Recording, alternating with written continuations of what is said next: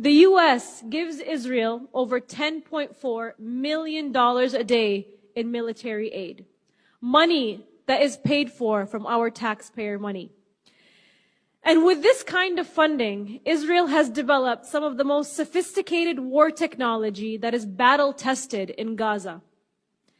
Israeli intelligence confirmed that Israel is using their AI Lavender system to intentionally target civilian homes, apartment buildings, schools, and hospitals to erase Palestinians.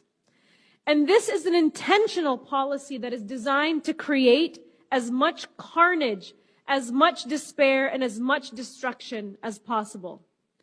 But this has a name, and it's called terrorism. Terrorism is defined as the unlawful targeting of civilians for a political purpose. And Israel has openly stated that their political purpose is to erase Palestinians, to put pressure on Palestinians to end their resistance. Israel is using terrorism to pressure Palestinian civilians to kill an idea, the idea of liberation, the idea that Palestinians exist, the idea that Palestinians have a right to return to their homes that Israel stole from them, an idea that Palestinians deserve to live and exist and resist their occupiers. But what Israel is doing in Gaza is not only terrorism, but it's what the United States has done around the world for decades since World War II. And the media and our politicians continue to gaslight us. We see them donning their perfectly ironed suits, State Department officials and White House spokespeople look at us straight in the eyes with a smile, telling us that they see no evidence of Israel targeting civilians. Why would they? Why would they say that Israel is committing war crimes?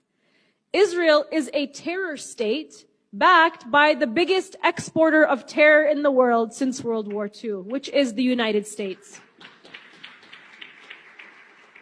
What Israel is doing in Gaza is just an outward expression of what the United States has done for decades against the global South, to Africa, to East Asia, to the Middle East, in its carnage of arming and funding death squads, overthrowing democratically elected governments, backing and arming apartheid and genocide, in its occupations, in its extractions of minerals and oil, and in its sanctions regimes, its wars and policies that have killed millions of people around the world and displaced millions more.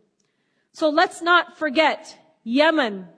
Let's not forget Libya, Syria, Ukraine, Iran, Venezuela, Cuba, Nicaragua, Brazil, South Africa, Rwanda, Sudan, Mali, Somalia, Congo, Vietnam, Japan, the Marshall Islands, an endless list of countries, too long to mention here.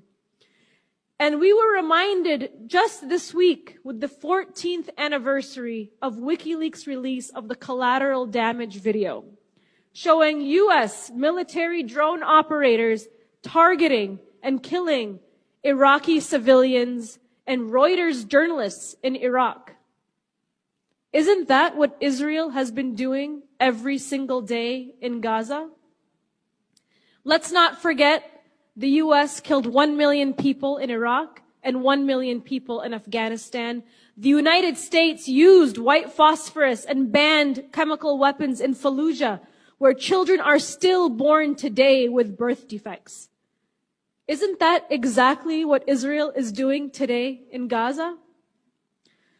What the war in Gaza has done is really just expose the moral depravity of the so-called rules-based international order. They've weaponized democracy and human rights to promote endless wars and profits for weapons manufacturers. But in the darkest moments of this horrific tragedy, a light has certainly shined through.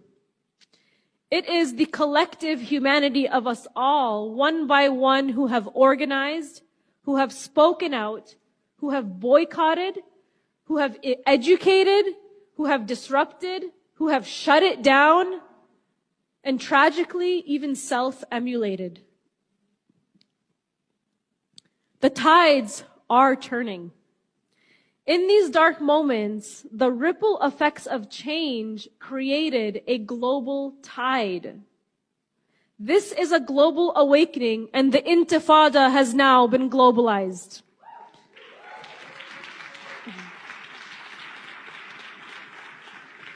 The world has spoken for Palestine, but it has also broken through the fog of war. The fog of war of the endless wars that have been sold to us as humanitarian wars. It has risen above the media manipulation and the propaganda machine that for far too long manufactured consent for apartheid under the guise of shared values, democracy, and human rights. But we now know that those shared values mean colonialism, occupation, apartheid, ethnic cleansing, and grave human rights abuses. Millions of people across the globe are taking over the streets of Palestine. We are shutting down the weapons factories across the UK, like Palestine Action. We are occupying the offices of our elected officials. We are protesting in the lobbies of the propaganda machine, the New York Times. Yemen, the poorest country in the Middle East, is being bombed anew nearly every